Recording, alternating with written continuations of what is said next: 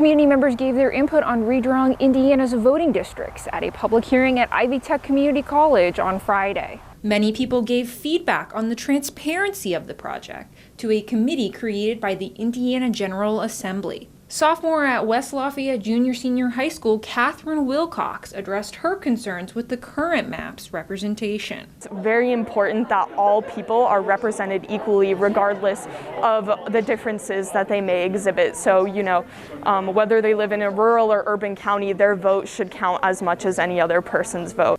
Jacob Bortz grew up in Lafayette and attends Indiana University. He says that a gerrymandered map leaves some people unheard.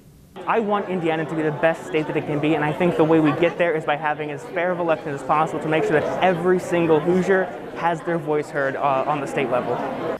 Women for Change, a nonpartisan political organization, reports that Indiana's legislative maps are more biased towards one party than 95% of other states.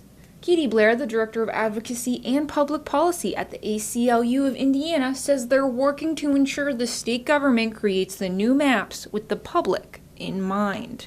The ACLU, with tons of other, organizations that do advocacy around voting rights, are involved to make sure that the process is transparent and fair, and it takes into account the concerns of citizens. State Representative of District 26, Chris Campbell, says it's important that new voting districts reflect communities. It's important for democracy. Without that, democracy fails. And that's what we're doing for our voters in the state. We are failing them. We are taking away their opportunity to be fairly represented in the state. The committee encourages the public to share their comments on the project with their legislator. Ken Adams, Star City News, Ivy Tech Community College.